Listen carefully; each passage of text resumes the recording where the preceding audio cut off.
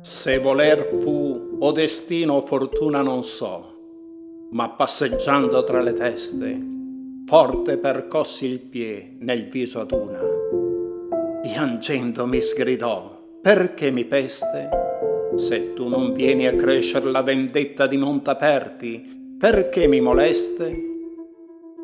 Allor lo presi per la cuticagna e dissi: el converrà che tu ti nomi, o che capel quissù non ti rimagna.